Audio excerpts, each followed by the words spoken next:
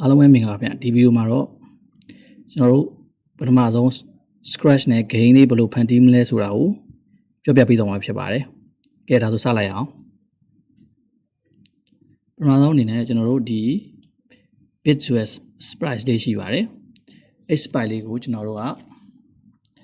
ပထမဆုံးရွေးချလို့ရအောင်ပြုလုပ်မှာဖြစ်ပါတယ်။ movement တွေထည့်မှာဖြစ်ပါတယ်။အဲ့အတွက်ကြောင့်ကျွန်တော်တို့ဘယ်သွားမလဲဆိုရင် control လို့သွားလိုက်ပါဒီကျွန်တော် program ဆက်စားတိုင်းဘယ်ဟာအရင်ဆုံးထည့်ရမလဲဆိုတော့ event ဆိုတဲ့စာရှိပါတယ် event တွေက one click ကိုရွေးလိုက်ပါအဲ့ဒီမှာဒုတိယရွေးချယ်ရမှာတော့ control ဖြစ်ပါတယ် control ရဲ့မှာကျွန်တော်တို့ကဘယ်လိုလဲဆိုတော့ if then blocks ကိုရွေးမှာဖြစ်ပါတယ် if then block တွေကဘာလို့ထည့်ရမလဲဆိုတော့ကျွန်တော် sense လုပ်မှာဖြစ်ပါတယ် keyboard ကနေနှိပ်လိုက်တဲ့အခါမှာ right key ကိုနှိပ်တဲ့အခါမှာညာဘက်ကိုသွားရင်အဲ့အတွက်ကြောင့်ကျွန်တော် sense key ထည့်မှာဖြစ်ပါတယ် touching one key press ဆိုတဲ့စာရွေးလိုက်ပါ key press ဆိုတဲ့ဒါလေးကိုရွေးလိုက်ပါအဲဆိုရင် one key press အဲဆိုရင်ကျွန်တော်တို့က right key ကိုနှိပ်လိုက်တဲ့အခါမှာ motion နဲ့က point in direction ကို90ရွေးပေးရမှာဖြစ်ပါတယ်ဒါဆိုဒီဟာလေးအလုပ်လို့ဆန်းကြည့်အောင်အဲဆိုရင်အလုပ်သေးပါဘူးကျွန်တော်တို့ကနောက်ထပ် left right up down လုပ်မှာဖြစ်ပါတယ်အဲ့ဒီအတွက်ဒါလေးကိုကျွန်တော်တို့က duplicate လုပ်လိုက်ပါ duplicate လုပ်လိုက်မယ်ဆိုရင်ကျွန်တော်တို့က right arrow key ပြီးတော့ကျွန်တော်တို့က left arrow key ဆိုရင်ကျွန်တော်တို့ကဒီမှာဒါလေးကိုဘယ်ဘက်ကိုလှည့်ချင်တာဖြစ်ပါတယ်အဲ့တော့ကြောင့် minus 90ဖြစ်သွားမှာဖြစ်ပါတယ်နောက်ထပ် up and down ရှိမှာဖြစ်ပါတယ်အဲ့အတွက်ကျွန်တော်တို့က duplicate လုပ်လိုက်ပါ duplicate လုပ်လိုက်တော့ up arrow key ယူလိုက်ပါ up arrow key ဆိုရင်ကျွန်တော်တို့ကဒါ0ဖြစ်သွားမှာဖြစ်ပါတယ်ကျွန်တော်တို့က down arrow key ကိုနှိပ်တဲ့အခါမှာ point direction က180ဖြစ်သွားမှာဖြစ်ပါတယ်ဒါဆိုရင်ကျွန်တော်တို့ရဲ့ character လေးစပြီးတော့ရွေးချယ်အောင်လုပ်လို့ရဖြစ်ပါတယ်အဲ့တော့ကျွန်တော်တို့ဘာထပ်တက်အောင်လဲဆိုတော့ control တွေက forever loop ကိုရွေးလိုက်ပါ forever loop ကိုဘာလို့ရွေးရလဲဆိုတော့အမြဲတမ်းသူက sense ဖြစ်နေအောင်ဖြစ်ပါတယ်အဲ့ဒီဟိုမှာဒီ block ကိုထည့်လိုက်ပါအဲ့ဒါဆိုရင်ကျွန်တော်ရဲ့ code ကစတင်အလုပ်လုပ်ပြီးရဖြစ်ပါတယ် one click ကိုနှိပ်လိုက်ပါအဲ့ဒါဆိုရင်ကျွန်တော်ရဲ့ character လေးကဒါပေးဒါဆိုရင်ညာဖြစ်ပါတယ်ဒါဆိုရင်ဘယ်ဖြစ်ပါတယ်ဒါဆိုရင်အပေါ်ဖြစ်ပါတယ်ဒါဆိုရင် off ဖြစ်ပါတယ်ဒါပေမဲ့ကျွန်တော်တို့ကရွေးချောင်းမရှိသေးဘူးအဲ့အတွက်ကြောင့်ရွေးချောင်းအောင်ကျွန်တော်တို့ထပ်ထည့်ပါမယ်ရွေးချောင်းဘာထည့်မလဲဆိုတော့ motion ထပ်ထည့်ပါမယ် motion နဲ့ကဘာထည့်မလဲဆိုတော့ move 10 step ကိုဒီ forever loop ရဲ့အပြင်ကိုထည့်လိုက်ပါအဲဆိုရင်ဒါသူက auto ရွေးနေပြီဖြစ်ပါတယ်ဒါဆိုရင်ဘယ်ဘက်ကိုရွေးချတာဖြစ်ပါတယ်အပေါ်အောက်စသဖြင့်ကျွန်တော်ရဲ့ sprite ကစပြီးတော့ရွေးချနေပြီပဲဖြစ်ပါတယ်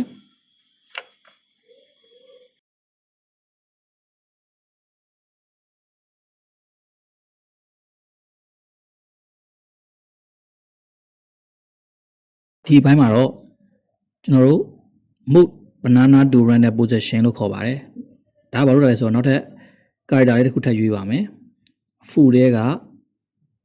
banana ကိုရွေးလိုက်ပါ banana ကိုကျွန်တော်တို့က size နည်းနည်းသေးလိုက်ပါမယ်95လောက်ထားလိုက်ပါမယ်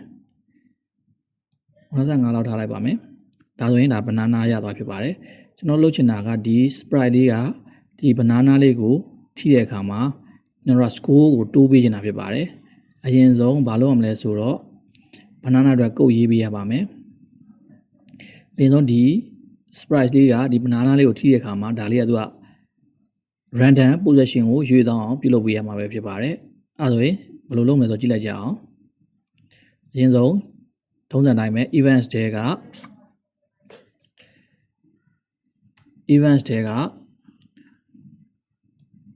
one click ကိုရွေးလိုက်ပါ event ပြီးရင်ကျွန်တော်တို့ကဘာရွေးရမလဲဆိုတော့ motion ကိုသွားလိုက်ပါ motion နဲ့မှာ go to random position ကိုရွေးလိုက်ပါဒါဆိုရင် program reset လုပ်တိုင်းဒီ banana ဆိုတဲ့ character လေးက random position ကိုရွေးသွားမှာဖြစ်ပါတယ်နောက်ပြီးကျွန်တော်တို့ control block တွေထည့်ပါမယ် control block မှာဘာကိုရွေးမလဲဆိုတော့ if then block ကိုရွေးပါမယ်အမြဲတမ်း ဖြစ်ရှင်တဲ့အတွက်ကြောင့် forever loop ကိုလည်းရွေးပါမယ် forever loop ထဲမှာကျွန်တော် if then block ရွေးလိုက်ပါ if then block ထဲမှာဘာကိုထပ်တယ်လဲဆိုတော့စစ်တဲ့အစားထည့်ရပါမယ်စစ်တဲ့ကဘာဆိုတော့ sensing ဆိုတဲ့အစားထည့်လိုက်ပါမယ် sensing တွေကမှာကျွန်တော်တို့က touching ထိရဆိုတော့ကျွန်တော်ထိကျင်တာကဒီခရမ်းရောင်စားလေးကဒီ banana ကိုထိကျင်တာအဲ့အတွက်ကြောင့်အခုကျွန်တော်ရေးနေတဲ့ကုတ်ကဒီ banana ထဲမှာဖြစ်ပါတယ်အဲကြောင့်ဒီ banana နဲ့ banana ထိမှာဆိုတော့ဒီ bit ဆိုတဲ့ဇက်ကောင်လေးနဲ့ထိမှာဖြစ်ပါတယ်အဲ့အတွက်ကြောင့်မို့အဲ့လိုထိတဲ့ခါမှာဒီ banana ဘာလို့မှလဲဆိုတော့ motion နေနဲ့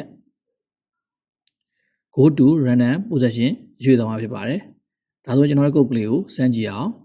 အလုံးလုံးမလို့စမ်းကြည့်ပါမယ်ဒါဆိုစရွေးနေပါပြီဒါဆိုရင် banana က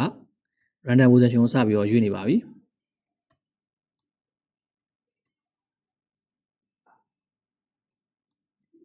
ဒါဆိုရင်ကျွန်တော်တို့ gain ကစတင်ပြီးတော့အလုံးလုံးနေပြီပဲဖြစ်ပါတယ်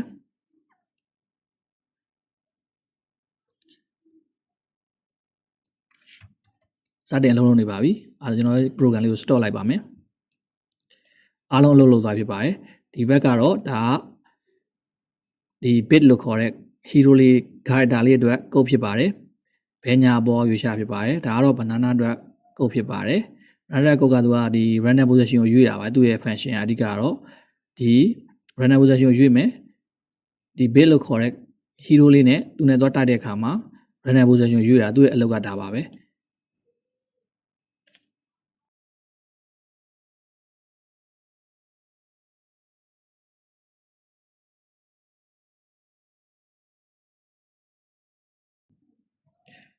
ဒီဘက်မှာတော့ကျွန်တော်တို့ကအမှတ်ပေးတဲ့ score စနစ်ကလေးထပ်ထည့်ပေးမှာဖြစ်ပါတယ် score ထည့်ခြင်းကျွန်တော်တို့ဘယ်လိုသွားမလဲဆိုတော့ variable သွားလိုက်ပါ variable ကဘယ်မှာထည့်မှာလဲဆိုတော့ကျွန်တော်တို့ကဒီရေးချင်တာ banana ကုတ်အောက်မှာရေးမှာဖြစ်ပါတယ် score ကျွန်တော်တို့ကဒီခရမ်းရောင် bit ဆိုတဲ့ character လေးကဒီ banana နဲ့ထိကမှာအမှတ်တိုးတဲ့ဥစ္စာကိုရေးမှာပဲဖြစ်ပါတယ်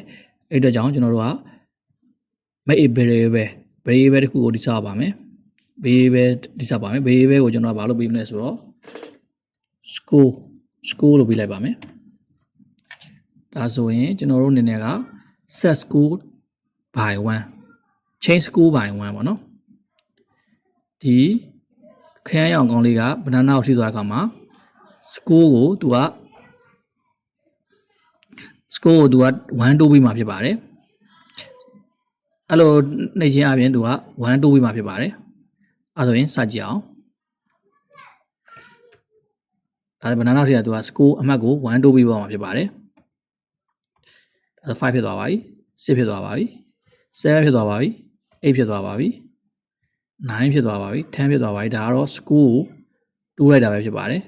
ဒီ variable နဲ့အသုံးပြုပြီးတော့ကျွန်တော်တို့ score လေးကိုတိုးလိုက်တာပဲဖြစ်ပါတယ်ဒီနေ့သင်ခန်းစာလေးကတော့ဒီလောက်ပါပဲနောက်ဗီဒီယိုတွေမှာပြန်လည်ဆုံတွေ့ပါမယ်ဒီသင်ခန်းစာတွေကိုသဘောကျရဆိုရင်တော့ like and subscribe လုပ်ထားခဲ့ပါနောက်ဗီဒီယိုမှာပြန်တွေ့ပါမယ်ခင်ဗျ